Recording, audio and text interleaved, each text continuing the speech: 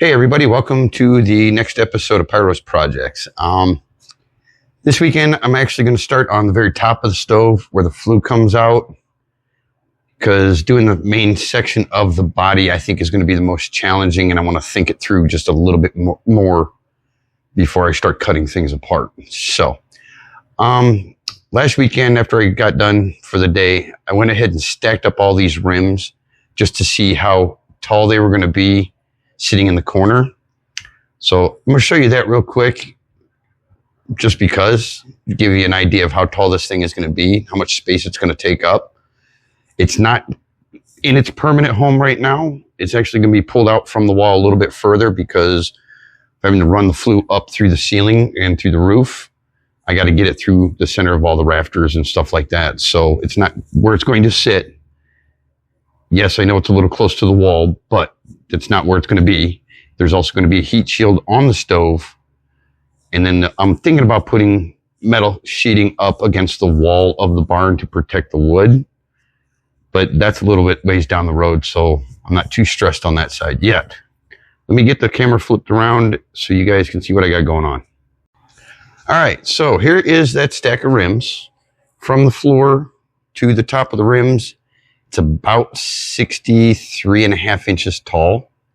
It's going to sit just a little bit lower because once I cut this top lip to fit inside of this rim, so it'll work the same as the bottom one down here, the bowl. It'll sit just a little bit lower, but not much. So right now I can just barely look over the top of the stove. I think I'm 5'7", 5'8", somewhere right in that area. Like I said, the top of the stove is like right at 5'3". So what my goal is to get a hold of a metal 55-gallon drum that I'm going to split down the side and open it up to kind of make like a heat shield that'll wrap around the back that I can put the fan on to blow the hot air out into the shop. So let me unstack these. I'll start getting that white rim at the top. I'll get that cleaned up and start working on it. All right, I got this room all cleaned up. Got probably 95% of the paint and rust off the outside of it. Drug it back here into the shop. And now I'm trying to figure out how in the world I'm going to adapt this flue adapter to the top of this rim, because I don't have a flat surface to work with except for the very top up here. But I'm trying to keep this as open as possible so I have a flat surface that can maybe heat up some water or a meal or something sitting on top. So I want to try and keep as much of the top piece open and available as I can. So now I got to try and figure out how to adapt the 6-inch flue adapter to the edge of this rim at an angle. Yeah, I don't know how I'm going to pull this off.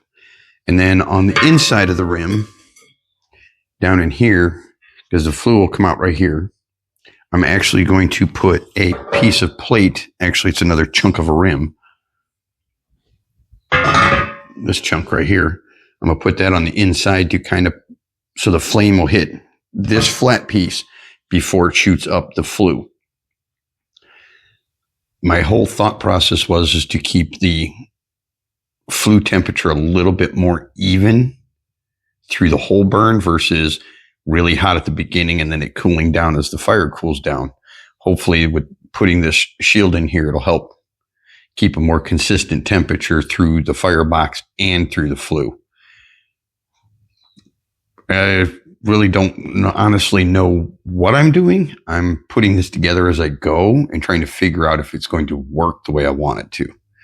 So I'm going to turn the camera back off for a little while, try and get some ideas on how I'm going to do this. And once I get something figured out, I'll come back and update you. Okay, quick update.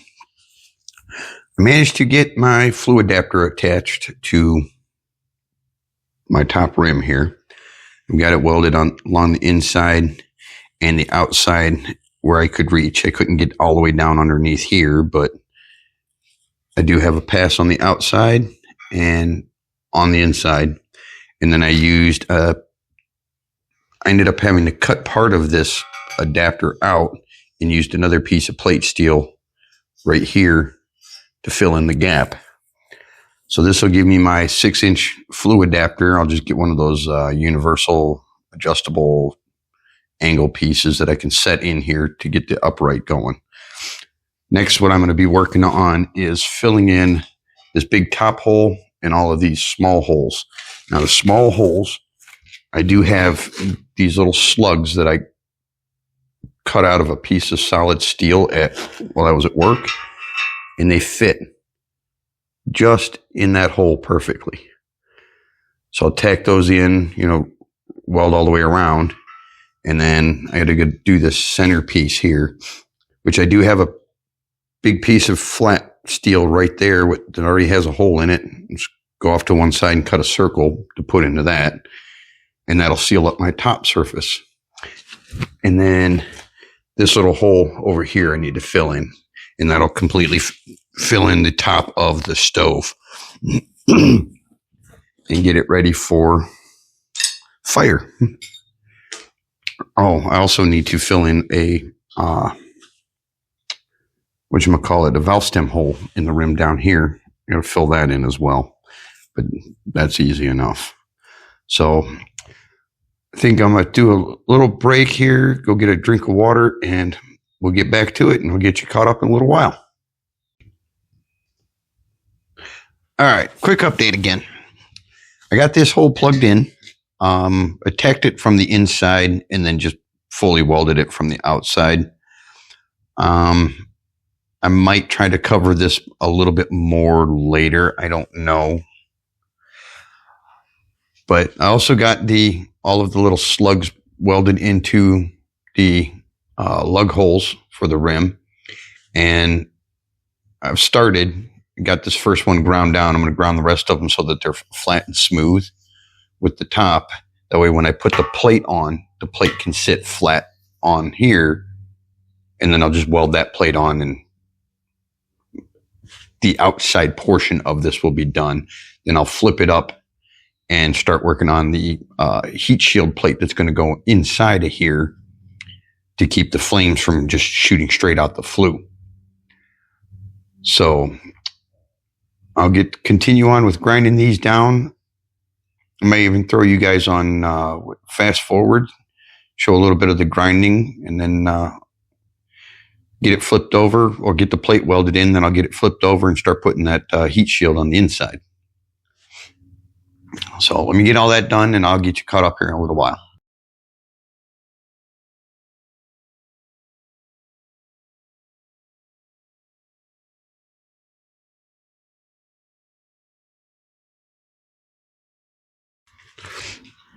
Okay, another update.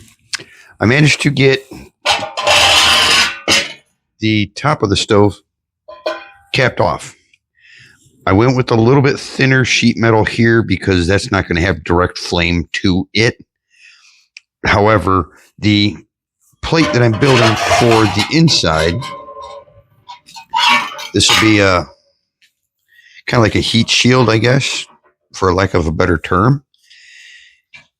So that this plate will be between the fire and the flue. So the flame will actually have to hit this plate here first and then wrap around to get out. So I went ahead and went with a much thicker plate here that got it all cut to fill in the holes.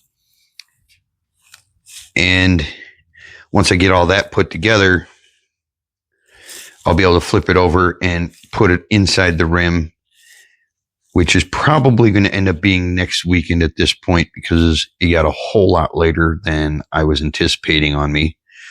So I'm going to pull the plug for today, and we'll finish this section up. I might try to get out here during the week one day and try to finish this piece up and get it installed. And then maybe for next weekend, I'll show you the finished portion of that. And then I'll move on to the main body of the stove. Hopefully by then I'll have it figured out how I'm going to cut this apart to put the front for, I guess, the pot belly, the firebox door into the front of it. being that I'm adding a round object to another round object, it's going to be a bit of a challenge to figure out how to get it to cut and go in there so I can get it sealed correctly. So with all that being said, I'm going to go ahead and pull the plug for this weekend, and we'll catch up next weekend. Thanks for watching. Feel free to like, subscribe, and share with your friends if you want. Even throw in a comment if you'd like. We'll see you next time.